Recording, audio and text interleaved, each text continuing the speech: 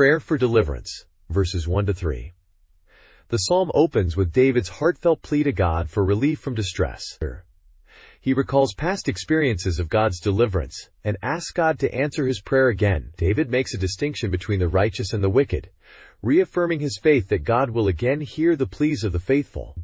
Exhortation to the righteous, verses 4-5. Here, David provides guidance to other faithful individuals. He encourages them to reflect on their actions, avoid sin, offer righteous sacrifices, and place their trust in God. The joy of God's presence, verses 6-7. David acknowledges that many people question who can show them good, but he turns to God as his ultimate source of goodness. His faith has brought him greater joy than those who have temporal and material success. Trust and peace in God, verse 8. The psalm concludes with a personal testimony of David's unwavering trust in God. Despite the challenges, David expresses his ability to sleep peacefully, knowing that God's protective presence ensures his safety. Psalm chapter 4, traditionally attributed to King David, is a beautiful and emotional reflection on God's role in providing peace, deliverance, and protection in times of distress. It serves as a remarkable example of a sincere and profound dialogue between a person and God, depicting David's steadfast faith and trust in the Lord. This psalm paints a vivid picture of reliance on God's justice in the face of adversity. Teaching points. God as our righteousness. Psalm chapter 4 verse 1 begins with David calling upon God, "Answer me when I call, O God of my righteousness."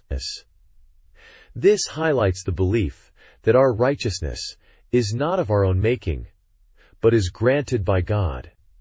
God's faithfulness in distress. David acknowledges past deliverance. "You have relieved me in my distress." Psalm chapter 4 verse 1. This serves as a reminder of God's faithfulness and encourages us to trust Him in current trials. The vanity of worldly pursuits. In verse 2, David questions, "How long will you love vanity and seek after lies?" This challenges us to evaluate our pursuits and prioritize what is eternal. The assurance of God's favor. Verse 3 states, "Know that the Lord has set apart the godly for Himself. The Lord hears when I call to Him." This assures believers of their special status and God's attentive ear. Righteous anger and self-reflection. Be angry, yet do not sin. On your bed, search your heart and be still. Psalm chapter 4 verse 4. This teaches the importance of self-control and introspection in moments of anger. Sacrifices and trust. Verse 5 encourages offering the sacrifices of righteousness and put your trust in the Lord. True worship involves both righteous living and trust in God. Joy and peace from God. David concludes with a declaration of joy and peace. "You have put more joy in my heart than when their grain and new wine abound." Psalm chapter 4 verse 7. This underscores the superior joy found in God over material abundance. Lessons and practical applications. 1. Seek God in distress. In times of trouble, turn to God in prayer, trusting in His past faithfulness as a foundation for present hope. 2. Evaluate your pursuits. Regularly assess your goals and desires to ensure they align with God's eternal purposes rather than temporary vanities. 3. Practice righteous anger. When anger arises, pause to reflect and seek God's guidance to respond without sin. 4. Trust in God's provision. Offer your life as a living sacrifice, trusting that God will provide for your needs and fill your heart with joy. The events. 1. David's plea for answer. David begins the psalm by calling out to God for an answer to his prayer, "Answer me when I call, O God of my righteousness." Psalm chapter 4 verse 1. The Hebrew word for answer implies a response or reply, indicating David's expectation of God's attentive listening.